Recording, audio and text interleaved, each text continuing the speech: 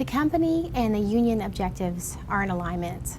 We both want our employees to be happy with what they do. We recognize that you spend so many hours at work. If it's something that you enjoy, and if you're working with people that you enjoy, it's not going to feel like work.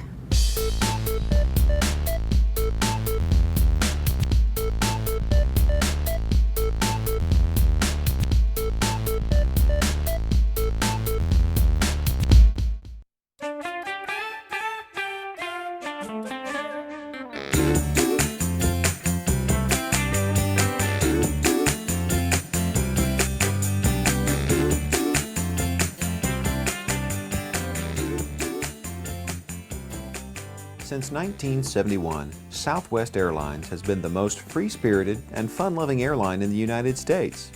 They started small, just 3 planes and a cheeky attitude, but they grew to become the 4th largest airline in America, flying more than 64 million passengers a year. In an industry known for turbulence both in the air and in its boardrooms, Southwest's performance speaks for itself. Southwest is the USA's only consistently profitable major carrier.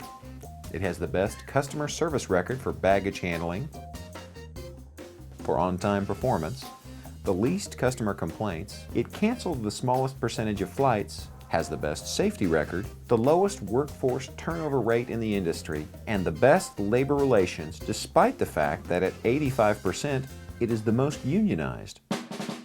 Many attribute the success of Southwest Airlines to the close, positive working relationship it maintains with its employees and, by extension, its unions. A good suggestion for understanding Southwest Airlines' commitment to its employees is to read our mission statement.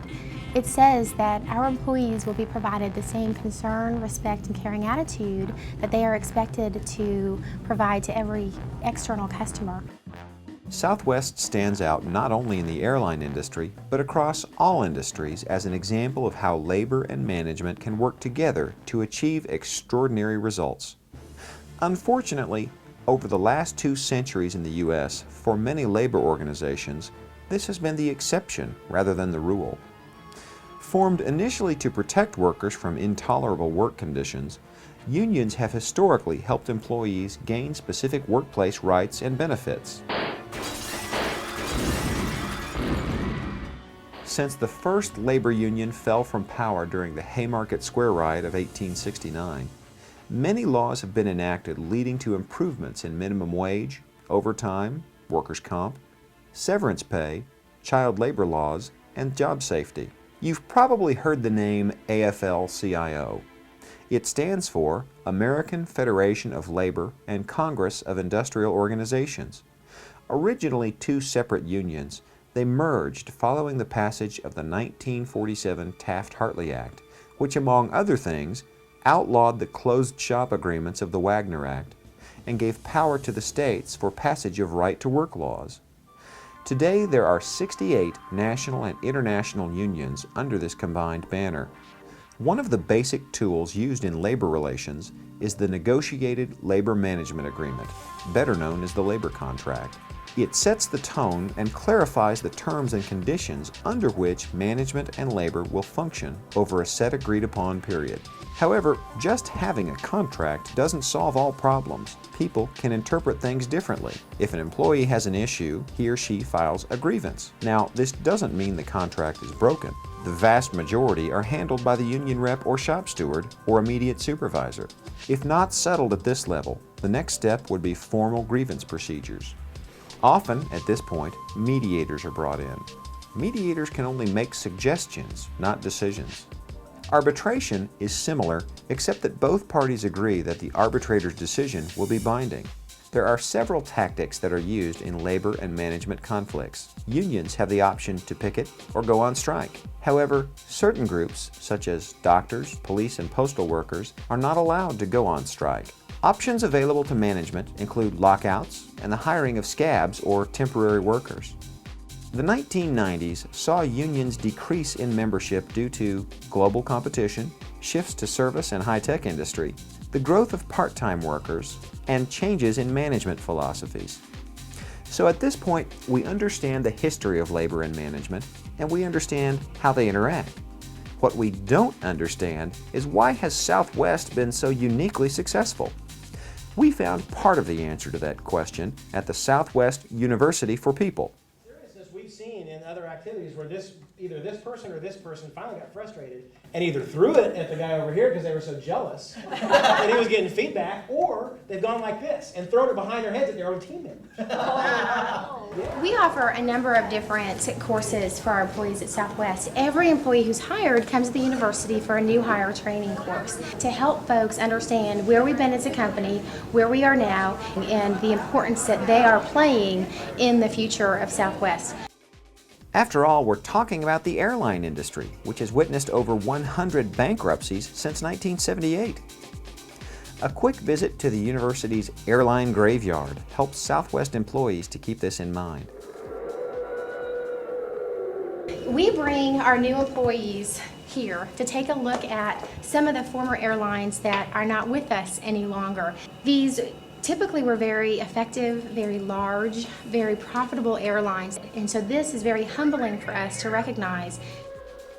In the United States, economic and social trends have caused labor objectives to change. Whereas wage increases and work conditions were the primary focus in previous decades, many unions have turned their attention toward employee benefits and job security. With this in mind, Southwest works proactively to respond to the changing needs of their employees. With over 35,000 employees, there are no doubt a number of issues going on, and as a company, we have taken many steps to try to address some of the major life issues that just happen. We have resources for child care referrals and elderly care referrals. We also have a counseling service that, as an employee, if I would just like to talk to somebody confidentially, I have that opportunity to do so. We also have a catastrophic fund, and this fund is funded by employees for employees. So if someone ran into a serious financial situation, if they came down with an illness, or they just needed some additional help from the company, this fund is there to support you in your time of need. The nature of Southwest employees' reaction demonstrates how positive management-labor relations can protect a company from the harsh reality of an economic downturn. Obviously, September 11th created a number of challenges for our company. And it was an interesting time to be here because we were able to witness employees coming together and being creative and becoming warriors of this airline and of this industry to ensure that we didn't fail. We had employees that weren't busy in their jobs because we slowed down our hiring, and they went and worked in other departments, and they traveled to different stations to help with security checks, and they just asked, what can I do to help the airline? This selflessness and can-do attitude is indicative of the attention and care that Southwest applies in areas of both hiring and training. We believe in hiring for attitude and training for skill. And a skill can be trained. An attitude can't be trained. And leaders are encouraged to work with their employees to determine, where do you want to go? The sky's the limit, and I am here to ensure that you get there. Does all of this seem too good to be true? Can a company avoid serious labor issues by following a particular management philosophy? After visiting Southwest Airlines, talking to workers, and observing hallway after hallway of employee photos and mementos, we believe the answer is yes. This is a company that truly loves its employees, and the employees love it back. A telling statistic? There are over 1,000 married couples at Southwest Airlines, including our host Elizabeth and her husband. When I first started working here, he was working for another company and came home and said, you know, I need to be in a good mood like you are every single day after work. How the heck do I get a job with Southwest Airlines? And he did about 5 years ago, and so we are one of the 1,000 married couples at Southwest. The airline that was built on love truly practices what it preaches. Love me more, and love me warm, kiss me strong.